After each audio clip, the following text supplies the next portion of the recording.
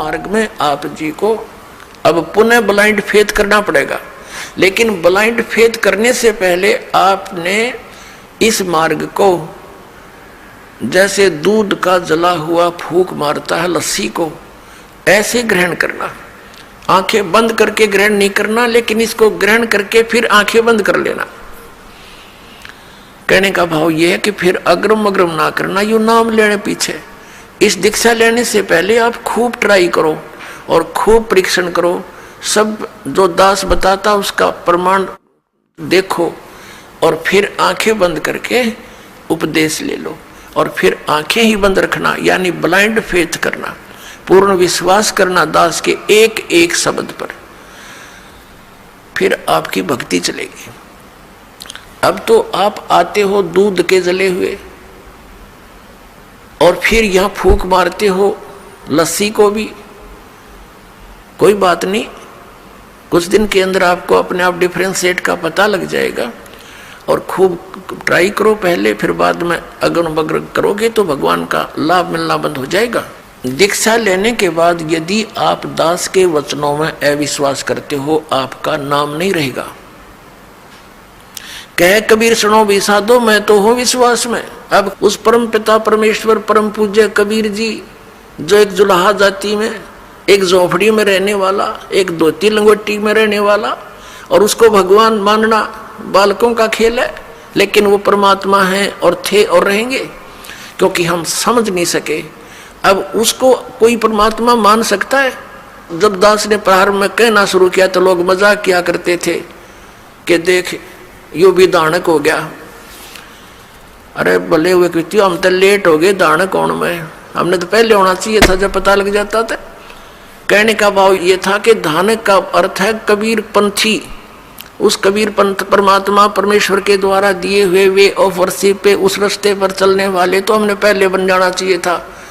हमारे दादे परदादों ने बन जाना चाहिए था। वह भूत बने फिरे नकली संतों और पंथों, इन गुरुओं के शास्त्र विरुद्ध ज्ञान को सुन सुनकर अरीब उनके श्राद्ध निकलवावे, वह भूत बने फिरे आप खावे, क्योंकि तुम्हारे पिताजी स्वर्ग में दुखी हो रहे हैं। अरे स्वर्ग की तो हो गया जहाँ दुखी हो रहे हैं, लोग ना नरक में डलवा दिए उल्टी साधना करवा के, और फिर आप पेट भरे और श्राद्ध के तुम्हारे पिताजी खावे। वाह भाई वाह। तो कहने का भाव ये पुण्यात्माओं, शास्त्र विरुद्ध साधना करने से हम बहुत हानि उठा चुके हैं। उस दानक जुलाहे कबीर जी को और भगवान मानना, ये भी एक 8वां जुबा के 10वां जुबा समझ लियो। लेकिन वो भगवान है ही, हमारे ना मानने से उनकी वो प्रभुता समाप्त नहीं हो सकती, क्योंकि हम नहीं पहचान पा रहे लाल है ये, हमें विश्वास नहीं हो पा रहा। तो ये हमारी बाल बुद्धि का ही परिणाम है। लाल तो इतनी ही कीमत रखता है, वो लाल है, वो पूर्ण परमात्मा है, और वहाँ लीला करने के लिए सह शरीर आए थे, सह शरीर चले गए थे, और पूरा ज्ञान उन्होंने हमें बताया आकर के, जो दास आपको बता रहा। तो प्रसंग चल रहा है, हम उसी पर आते हैं। तो इसी प्रकार जब आप जी दीक्षा ले लेते हो, उसके बाद फिर दास जो वचन बोलता है और आपके मन में अविश्वास उत्पन्न होता है, तो आप कमजोरी में आ चुके हो। क्योंकि आप कितने दिनों से भक्ति कर रहे होगे, जब से जन्म हुआ। पवित्र हिंदू धर्म में तो शायद कोई ही व्यक्ति ऐसा होगा द नास्तिक जो भगवान नहीं कहता हो या उसको नहीं मानता हो। वैसे तो मुसलमान धर्म में भी भगवान अल्लाह वो सभी मानते हैं, ईसाई धर्म में भी मानते हैं, हिंदू धर्म में भी मानते हैं। और आप कितने दिन से ज्ञान सुनते आ रहे हो, और दास जो भी ज्ञान आपको सुना रहा है उनके एक पॉइंट को क्लियर करने के लिए 3-3, 4-4 प्रमाण देता है। और पहले आपने जो अज्ञान सुन रखा था उसका कोई सिर पैर नहीं, और आपको स्वीकार्य था। अब ये क्यों अग्रम अग्रम इतनी हो रही है आपके माइंड में, काल को ये चिंता बनी रहती है, कहीं ये इस मार्ग पर दृढ़ ना हो जा और इसका बेड़ा पार ना हो जा, तेरे हाथों से ना निकल जा। तो पुण्यात्माओं, उपदेश लेने से पहले दास ने बहुत सुविधा उपलब्ध कर रखी है। जिन दिनों में सत्संग होता सत्संग सुन करो। फिर परमात्मा ने दया बख्श रखी है एक पवित्र टीवी चैनल पर उसने साधना के ऊपर शाम को 8 बजे सत्संग आता है, वहां सुनते रहो।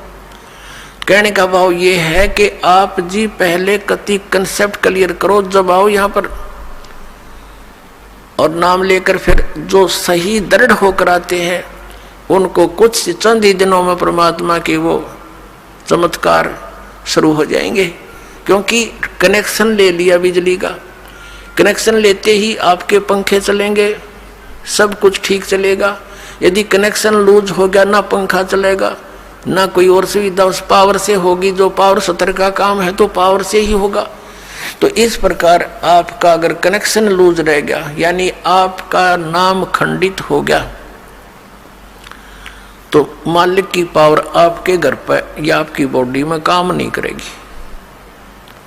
इसके लिए परमात्मा ने बताया है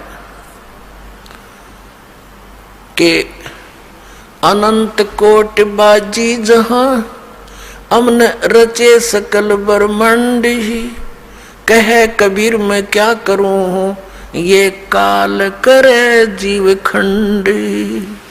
कि मैं इतना समर्थ हूं। परमेश्वर कबीर जी कहते हैं अनंत कोट बाजी जहां मन रचे सकल ब्रह्मांड। और कबीर साहब कहते हैं, आदरणीय गरीबदास साहिब जी को कबीर साहब ने ये ज्ञान दिया था, ये वाणी गरीबदास साहिब जी की है कि कबीर साहब ये कहते हैं, गरीबदास जी उसका समर्थन कर रहे हैं कि कबीर साहब ये कहते हैं कि मैं क्या करूं, युग काल मेरे से जीवों को खंड कर लेता है, इनके नाम खंड करवा के फिर मेरी पावर वहां काम कर नहीं सकती, ये ऐसा कर देता है। तो आप इसे सावधान हो। दीक्षा लेने में देरी हो जावे कोई दिक्कत नहीं, लेकिन लेने के बाद फिर ये समझ लेना हमें भगवान मिल गया, और फिर गुरु जी को परमात्मा के तुल्य मानना पड़ेगा, तब आपकी प्रॉब्लम सोल्व होएगी। भले ही पुण्यात्मा गुरु भगवान नहीं है, ये दास क्योंकि मालिक आए थे वो तो भगवान थे ही, वो भी गुरु थे, हमने उनको भी भगवान नहीं माना, लेकिन इस दास को आपने भगवान मानकर ट्रीट करना पड़ेगा, तब आपको सफलता मिलेगी। जैसे गणित के अंदर एक प्रश्न आता है ब्याज का, ऋण का। उस ऋण के अंदर क्या होता है कि हमने मूल धन खोजना होता है, बच्चों ने मूल धन प्राप्त करना होता है, वो प्रश्न ऐसा होता है। तो उसके अंदर मानना पड़ता है, मान लीजिए मूल धन 100 रुपये, वो मूल धन 100 रुपये होता नहीं, वो तो करोड़ों की संख्या में होता है, लेकिन वो करोड़ों की संख्या की राशि वाला मूलधन हमें तभी उपलब्ध होगा जब हम 100 रुपये को मूलधन मान लेंगे। अब समझदार को संकेत बतेरा, भले ही ये दास भगवान नहीं है, लेकिन उस मूल धन को पाने के लिए, यानी मूल मालिक को पाने के लिए आपने गुरु जी को एज ए गॉड ट्रीट करना पड़ेगा। यूं समझ ले कि मेरे सामने आज वो परमात्मा आ जाते हैं। इस दास के स्थान पर परमात्मा स्वयं भी आए थे।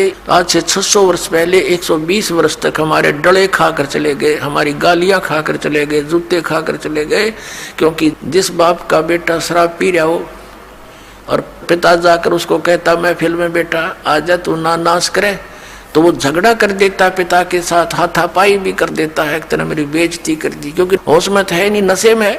तो हमने यहाँ काल के इस झूठे रंग की भांग पी रखी है।